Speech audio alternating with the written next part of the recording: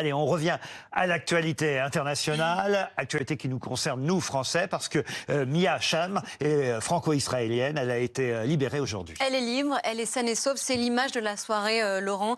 Ces retrouvailles de Mia Hachaam, ex-otage, donc, avec sa mère et son frère. Les voici, ces images, et ce cri de joie, de soulagement de la mère de Mia Hachaam. Ça se passe sur la base d'Atzerim, après qu'elle ait été remise à la Croix-Rouge, puis à l'armée israélienne. On va évidemment les commenter, ces images, avec nos deux éditorialistes de politique internationale, Ulysse Gosset. Bonsoir Ulysse. Bonsoir. Bonsoir à vous Thierry Arnaud. Bonsoir. Vous avez rencontré d'ailleurs il y a quelques jours, vous allez nous dire exactement comment ça s'est passé, la maman de Mia Hachaam. Et bonsoir à vous évidemment, général Jérôme Pellistrandi, notre consultant défense. On va se rendre sur place tout d'abord, Laurent. On va aller à l'hôpital Shiba à Tel Aviv, retrouver l'un de nos envoyés spéciaux, Nicolas Quadou, qui nous a fait vivre cette libération de Mia Hachaam. Bonsoir Nicolas. C'est donc là qu'elle se trouve derrière vous avec ses proches.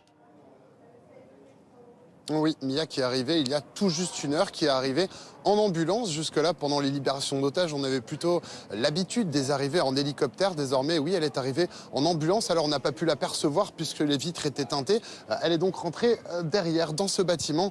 Alors, un rideau a été tiré afin d'avoir le plus de discrétion possible. Et désormais, oui, Mia est avec ses proches. Elle est avec sa mère, avec son père également, avec son frère et sa tante. Tous ses proches qui l'attendent depuis un bon moment dans l'après-midi, un petit peu plus tôt dans la journée. Juste avant que Mia arrive, nous avons discuté avec Viviane Hadar, la tante de Mia. Je vous propose de l'écouter, c'était au micro de Théo Touché. Oui, bien sûr, la plus belle journée que j'ai vécue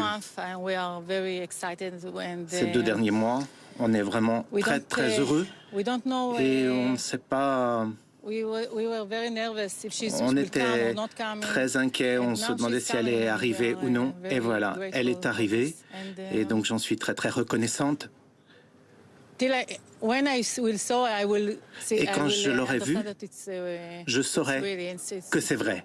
Voilà, désormais, Mia devrait passer au moins quelques jours à l'intérieur de l'hôpital qui a été donc spécialement préparé pour recevoir les otages. Il y a des médecins, bien entendu, toutes les spécialités possibles afin d'être au plus proche d'elle, de la soigner le mieux possible. Des psychologues, bien évidemment, ainsi que ses proches, tout le monde qui l'entoure. Les consignes sont de ne pas trop lui poser de questions, très rapidement, de la laisser s'exprimer afin que petit à petit, elle puisse reprendre le cours de sa vie normale, ce qui risque d'être particulièrement compliqué. On l'imagine après plus de 50 jours de détention dans la bande de Gaza. Merci Nicolas Quadou. On le sait, Mia Hachaam, pendant ce festival, était accompagnée d'un ami dont on ne connaît pas pour l'instant le sort. Vous allez m'aider, Alice Darfeuille, parce que je ne sais pas quelles sont les compétences des uns et des autres. C'est la première fois que je me retrouve sur le plateau, que ce soit avec Ulysse Gosset, avec le général Pellistrandi ou avec Thierry Arnaud. Mais à qui je demande, parce qu'au fond, c'est la première question que je me pose. Je sais qu'il y avait 5 otages qui restaient retenus. Heureusement, Mia vient d'être libérée, donc il reste, si j'ai bien compris, 4 otages français. Mais combien d'autres otages en tout seraient encore retenus? C'est ça que j'aimerais avant tout savoir. Combien d'otages seraient encore retenus? Et combien, pardon pour cette question terrible, combien dont on est sûr qu'ils soient encore en vie? Eh bien, le chiffre exact... C'est vous qui me répondez, alors, Ulysse Gosset. Mais 143 otages. Mais malheureusement, on ne sait pas s'ils sont tous vivants. Parce qu'il y a eu des morts dans les bombardements, notamment. Il y en a qui ont été blessés lors de l'attaque et qui sont décédés. Et puis, on estime qu'il y a environ une 50aine d'otages qui sont décédés. Donc, la réalité du chiffre n'est pas connue. On n'a pas non plus la liste exacte. Parmi les otages, il y a des civils qui ont été kidnappés. Il y a aussi des soldats, des officiers et de simples soldats de l'armée régulière israélienne. Donc, ça fait beaucoup de monde. Et c'est la raison pour laquelle beaucoup d'Israéliens veulent que la trêve soit prolongée pour en libérer un maximum. Ce soir, on est au 7e jour de trêve. C'est beaucoup en soi, mais ce n'est pas suffisant pour que tout le monde ne sorte. Et puis, il y a, vous l'avez dit, les 4 Français qui restent disparus, notamment le père des 2 petits-enfants qui sont âgés de 10 mois et de 4 ans, qui est toujours porté disparu. Et puis, il y en a un autre qui est également manquant. Donc, si vous voulez, la joie de ce soir, qui est formidable partout, en France comme en Israël, est un peu atténuée par le fait qu'il y a encore beaucoup de manquants ce soir. Donc, pour l'instant, on a essentiellement, j'ai bien compris, libéré les enfants, les femmes, toutes les femmes? Non, il en reste encore. Oui, 26 femmes et 4 enfants. Encore retenu. Les premières images, les premières apparitions des otages libérés racontent aussi d'une certaine manière quelque chose de leur détention. Ce qu'on a vu ce soir, c'est une jeune femme de 21 ans libre, saine et sauve, mais blessée, et avec ce visage quand même, il faut le dire, Thierry Arnaud, terrorisé, encore terrorisé. Oui, parce que le moment des premières images, c'est-à-dire celui où ils sont remis par le Hamas à la Croix-Rouge et ils montent à l'intérieur de ce véhicule, est un moment d'une extrême violence et très traumatisant. Il y a cette foule extraordinairement bruyante autour d'eux. Si ça se passe comme pour les otages précédents et les témoignages qu'on a pu avoir, ils ne sont pas avertis à l'avance qu'ils vont être libérés. On les voit, les images de cette foule. Oui, et vous voyez que cette foule, elle est par ailleurs très, très bruyante. On ne sait pas exactement quelles étaient les conditions de détention de Mia, si elle était dans un appartement ou dans un tunnel dans l'obscurité. Mais en tout cas, ce qu'ont raconté les otages précédents, c'est on ne les a pas alertés. Au moment où on vient les chercher, on les sort dans la rue. Ils sont accueillis par cette foule qui crie et ils se demandent si on ne va pas les tuer, si on ne va pas les lyncher, alors qu'on est en train de les remettre à la Croix-Rouge. Donc ce moment-là, il est d'une très grande violence et ce n'est qu'au moment où le personnel de la Croix-Rouge peut les faire monter à bord de ses voitures et leur dire « on vous emmène, on est en train de vous libérer », que ça devient une réalité. Mais les premières secondes de ces images, elles sont évidemment terriblement éprouvantes pour ceux qui, on le sait maintenant, vivent depuis plus de 50 jours dans des conditions de détention qui sont dures, violentes, cruelles. La trêve va être prolongée, peut encore être prolongée, Ulysse Gosset? Elle peut l'être, mais on n'en est pas certain. Souvenons-nous que hier soir, ce n'était pas du tout le cas. Et puis, il a fallu attendre 6h49 du matin, la trêve étant interrompue à 7h, si elle n'était pas prolongée. Donc, c'est 11 minutes seulement avant la fin de la trêve que l'on a su qu'elle était prolongée. Ça va dépendre des négociations. Ce qui s'est passé à Jérusalem aujourd'hui ne remet pas tout en question, là où... L'attentat revendiqué par le Hamas. La trêve a été reprolongée donc à 6h49. Mais à 7h40, il y a eu un attentat à Jérusalem, 3 morts, 2 Palestiniens qui ont tiré sur un abribus où il y avait plusieurs personnes, donc 3 morts et 4 ou 5 blessés. Donc effectivement, et revendiqué par le Hamas, vous me le confirmez? Revendiqué par le Hamas qui voulait ainsi porter notre attention sur les victimes palestiniennes en Cisjordanie. Donc, on voit qu'une étincelle peut effectivement provoquer l'arrêt total de la trêve. Les Israéliens ont dit maximum 10 jours. Et l'armée israélienne dit nous sommes prêts à reprendre le combat. Sur cet attentat, Jérôme Pellistrandi, vous pouviez ajouter quelque chose? Alors, oui, parce qu'effectivement, on l'oublie, en Cisjordanie, la tension ne cesse de monter. Donc effectivement, c'est une réplique au fait qu'il y a eu 2 enfants, un enfant et un adolescent qui ont été tués hier. Voilà.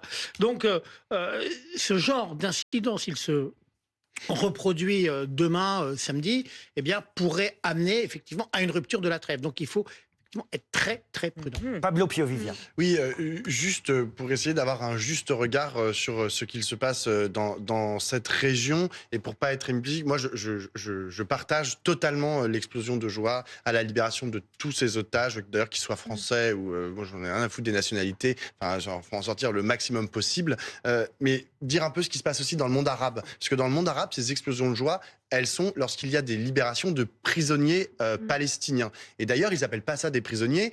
Très souvent, dans les articles de presse arabes, ils appellent ça des otages. Ils disent c'est un échange d'otages. Et on voit arriver exactement de la même façon des enfants dans des familles. C'est filmé. Hein, vous allez sur les réseaux sociaux ou sur les sites des médias. Vous avez des enfants qui arrivent, parfois qui ont moins de 14 ans. Hein. Il y en a 5 qui ont été libérés qui ont moins de 14 ans, donc des prisons israéliennes, qui arrivent dans leur famille, qui retrouvent leur famille. Ils ont aussi les visages émaciés. Ils parlent aussi, parce qu'ils sont interviewés et ils parlent sur les réseaux sociaux et ils parlent des conditions de détention qui ont été les leurs. Ils parlent des condamnations ou des pas de condamnation, parce que parfois il n'y a même pas de condamnation. Ils sont là, c'était des procédures administratives qui faisaient qu'ils étaient enfermés. Et c'est vrai que voilà, c'est juste pour expliquer ce qui se passe dans une partie du monde. Et c'est ça qu'une partie du monde voit. Je sais que moi je mets pas à égalité. Je vous dis juste ce qui se passe dans la moitié du monde. En Israël sont quand même pas les mêmes que les conditions de détention. Je n'ai jamais dit ça. Presque. Est-ce que c'est vraiment un échange d'otages, comme vient de le dire? Non, j'ai pas dit ça. J'ai dit, je relate ce qui se passe dans le monde arabe. Et des prisonniers d'un côté, des otages de l'autre. Ce n'est pas du tout un échange d'otages. Il y a effectivement des civils innocents qui ont été pris dans des conditions absolument terribles. De l'autre côté, il y a des gens emprisonnés. C'est vrai qu'ils le sont parfois depuis longtemps sans avoir été jugés ni prononcés coupables. Donc il ne s'agit pas de dire que tout est parfait de l'autre côté, mais on ne peut certainement pas comparer ce qu'ils vivent depuis 50 jours aux conditions de détention dans une prison israélienne. J'ai une question un petit peu pour vous concernant le rôle un peu de la diplomatie, de la politique dans tout ça. C'est-à-dire que on sait que Anthony Blinken est à nouveau, je crois que c'est la 3e fois depuis le 7 octobre au Proche-Orient. On sait à quel point le président Biden est impliqué dans la résolution de cette crise avec 2 objectifs prioritaires clairement affichés que sont d'une part la libération de tous les otages jusqu'au dernier et de l'autre la protection des civils palestiniens. Il a beaucoup insisté là-dessus. Moi, j'ai écouté l'historien Vincent Lemire qui disait les otages dans cette guerre, ça change tout. C'est-à-dire que vous êtes obligé de garder du politique et une espèce de dialogue avec de la diplomatie. Et ça, je voudrais un peu vous entendre là-dessus. Ulysse Gosset ou peut-être... Est-ce que sans les otages, cette guerre, comment est-ce que... Général Pellistrandi d'abord, et puis Ulysse ensuite. Oui, effectivement, il y a une très forte pression diplomatique. Les États-Unis, la France, il ne faut pas oublier d'ailleurs que ce soir, le président Emmanuel Macron est à Dubaï, où il y a la COP28, où il y a beaucoup de rencontres bilatérales. N'oubliez pas, la semaine dernière, ce long périple de Sébastien Lecornu, ministre des Armées, où il est allé négocier le fait que, sur la fameuse liste des 50, au départ, il y ait un maximum de Français. Et la libération de Miachem confirme les efforts qui ont été faits. Donc, forte pression avec les Égyptiens. Alors, évidemment, ce qui est compliqué, le Qatar qui joue un rôle clé. Donc la seule chose, c'est qu'il y a ce que l'on voit, ce que l'on entend, et puis après il y a aussi tout ce qui se passe derrière discrètement. Et c'est normal qu'on l'entende pas. Oui. À Doha cette semaine, il y avait le chef du Mossad et le patron de la CIA à Doha, où le Hamas politique est hébergé. Vous voyez. C'est très compliqué, c'est une pression très forte et qui aboutit quand même au fait qu'il y a eu un début de libération. Et le président Macron, effectivement, passera par le Qatar, par Doha, en rentrant de la COP 28 à Dubaï. Et justement, j'ai une question à propos de qui fait quoi. Parce que j'ai vu Madame Nadine Morano, je la suis évidemment sur Twitter, tweeter aujourd'hui et se réjouir, et à juste raison, de la libération de Mia. Je ne sais pas si on peut voir ce tweet de Madame Morano. Mia est libre, c'est un tel bonheur. Merci aux autorités françaises. Merci à Nicolas Sarkozy qui a œuvré sans relâche avec Emmanuel Macron pour que Mia revienne à la maison. C'est vrai, ça. Les ex-présidents participent aussi aux négociations. Mais tous les anciens présidents essayent effectivement de jouer leur rôle. Et Nicolas Sarkozy connaît bien le Qatar. Il y va souvent. Et donc, effectivement, il a certainement pu faire passer des messages. Et le président de la République lui-même s'est entretenu à plusieurs reprises avec l'émir du Qatar. Mais soyons réalistes. Mais donc ça arrive souvent, ça, qu'un ancien président se mêle aux négociations, aux tractations? Oui, ça arrive très souvent aux États-Unis, où les anciens présidents sont des émissaires spéciaux qui sont mandatés par la Maison-Blanche pour aller porter un message. Mais en France aussi, il y a eu des émissaires qui ont été envoyés pour défendre la cause de la France quand le président ne pouvait pas y aller. Mais le véritable acteur, c'est quand même Anthony Blinken, l'Américain. Vous parliez de l'agenda d'Henry Kissinger tout à l'heure. Eh bien, celui de Blinken, il est également, je dirais, surchargé. Il a un objectif, obtenir la libération de tous les otages, empêcher que la guerre soit totale, non seulement dans Gaza, mais aussi à l'extérieur. Il veut éviter une guerre dans toute la région. Et donc, il y a l'Américain, et puis il y a évidemment les Israéliens qui, avec leurs services secrets, jouent un rôle très important avec les Égyptiens. Donc il y a une partie diplomatique, pour répondre à la question, qui est intense, qui est quasiment du jamais vu, et qui a forcé les Américains d'ailleurs à s'intéresser à nouveau à ce qui se passait au Proche-Orient. Et c'est sans doute l'une des conséquences de cette guerre, c'est qu'on voit qu'il y a une implication massive de Joe Biden et de son armée. N'oubliez pas qu'il y a 2 porte-avions, un sous-marin au large des côtes israéliennes pour empêcher, donc encore une fois, une guerre beaucoup plus large. À l'inverse, il y en a un qui se frotte les mains, c'est Vladimir Poutine, parce que pendant ce temps-là, il est tranquille. Il ne faut pas l'oublier. Même si je crois des otages russes ont aussi été libérés. Absolument, 3 otages russes. Ce sont des gestes clairement... destinés à remercier Vladimir Poutine de son soutien au Hamas, puisque Poutine a été l'un des rares dirigeants importants de la planète à apporter son soutien au groupe terroriste. À chaque fois, je me pose cette question. Et si Trump avait été le président des États-Unis pendant cette histoire, pendant cette guerre, qu'est-ce qui se serait passé? Trump vous dira qu'il n'y aurait jamais eu la guerre et qu'il aurait empêché le Hamas d'attaquer Israël. Il le dit aussi à propos de la guerre en Ukraine. Il aurait réglé en 24 heures. Oui, mais enfin, on a vu quand même qu'en Afghanistan, il n'a pas non plus réglé le problème et qu'il a fallu que finalement les Américains s'en aillent, malgré la présence de Trump à la Maison-Blanche. Donc, en fait, beaucoup de mots, beaucoup de promesses et peu de résultats. Mais il y a quand même une élection aux États-Unis dans un an maintenant. Est-ce que ça peut aussi influer sur la politique de Biden ? Évidemment, parce que il y a l'Ukraine d'un côté, on sait que Biden voudrait soutenir plus les Ukrainiens et il ne peut pas parce que le Congrès bloque, mais sur la politique israélienne, ça a un impact énorme sur l'élection et sur la campagne. Il y a tout un électorat jeune dans les grandes universités notamment qui soutient pas du tout ce que peut faire Biden en Israël. Est-ce que ça peut jouer aussi, ça peut retourner son propre engagement en faveur d'Israël ? Ça a obligé Biden à faire pression sur les Israéliens pour qu'ils mettre un terme à cette campagne de destruction massive, de bombardement qui a marqué la première partie de la guerre. C'est tout l'enjeu de la trêve dont vous parliez. Et si justement, Thierry Arnaud, la population israélienne, qu'est-ce qu'elle dit ? Parce que vous rentrez, vous avez passé plusieurs jours là-bas. Est-ce qu'elle se prépare, cette population israélienne, alors qu'on voit chaque jour des images de libération ? Malgré tout, est-ce qu'elle se prépare à une reprise des combats, des bombardements ? Oui, alors que des otages sont encore là-bas. Oui, elle s'y prépare. Dans un monde idéal, elle voudrait que tous les otages soient libres avant que les combats puissent reprendre. Mais la perspective d'une reprise des combats, elle est réelle, elle est attendue. Elle est intégrée. Je n'irai pas jusqu'à dire qu'elle est souhaitée, mais enfin, il y a quand même un assez large consensus pour dire qu'on ne peut plus accepter que le Hamas détienne les rênes du pouvoir en Israël. Je suis allé cette semaine dans le kibbutz de Kfar Aza, qui a été un des lieux de massacre, et qui est proche de la bande de Gaza. On voit la bande de Gaza depuis le kibbutz de Kfar Aza. Et j'ai rencontré une femme qui écrit des films et des documentaires et qui avait consacré tout son travail à la paix. Et qui dit aujourd'hui, moi je ne peux plus parler à quelqu'un de Gaza.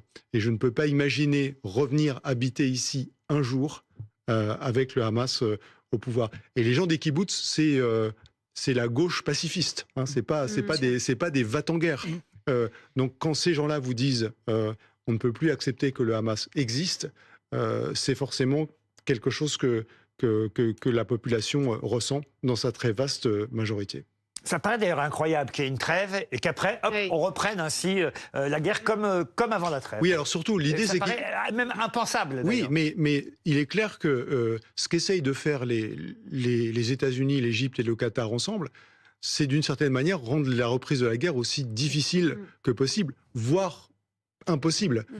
Simplement, quand on a passé quelques jours en Israël et quand on écoute en particulier ce que dit le gouvernement et ce que dit le Premier ministre, on a bien compris qu'on pourra lui dire ce qu'on veut. Lui, il est déterminé à y retourner. Et même si cette trêve se prolonge encore quelques jours, elle doit aller jusqu'à 10 jours, on est au 7e jour, même si on arrive à encore aller un peu au-delà, pour l'instant, tant que Benjamin Netanyahou sera Premier ministre, c'est inimaginable qu'un jour, cette guerre ne reprenne pas pour essayer d'aller jusqu'au bout de son objectif d'éradication du Hamas. Pablo Piovivia va ajouter. Oui, moi je vais continuer avec ma presse arabe et mon point de vue arabe. Non, parce que je lis beaucoup la presse arabe, je regarde Al Jazeera et c'est très intéressant. Et encore une fois, je ne souscris pas avec tout ce qui est raconté. Mais enfin, mais c'est intéressant de savoir ce qu'ils disent, bien Exactement, sûr. parce que je vous rappelle quand même qu'Israël est entouré en fait de pays arabes, que c'était un vrai enjeu pour Netanyahou via le protocole d'Abraham de justement faciliter en fait ces échanges avec les autres pays arabes, notamment l'Arabie Saoudite, le Maroc, etc. Or là, dans tous ces pays-là, bien, vous avez une opinion publique, des sociétés qui sont en train de louer, là, je cite, encore une fois, ce ne sont pas mes mots, moi je ne crois pas que la résistance palestinienne et le fait que le Hamas a réussi à faire plier Israël en récupérant des prisonniers politiques palestiniens. Et ça, c'est très important parce qu'on ne peut pas faire comme si la question du Proche-Orient se faisait in abstracto, sans une géographie qui est celle de, il y a Erdogan en Turquie qui est pas très loin, il y a tous les pays arabes périphériques et que l'enjeu, si on veut obtenir non pas une trêve, mais une paix, aller vers la paix, c'est que tous ces acteurs-là participent aussi, qu'il y ait une conférence sur la sécurité d'Israël et de la Palestine, dans laquelle tous ces pays-là, qu'ils en fassent partie. Or, aujourd'hui, quand je lis la presse arabe, et je ne sais pas si elle est témoin de ce qui se passe dans les sociétés arabes, mais quand je lis la presse arabe, je me dis, waouh, on en est très, très, très loin. Parce qu'il y a énormément d'animosité encore énorme à l'égard d'Israël. On va s'arrêter là-dessus.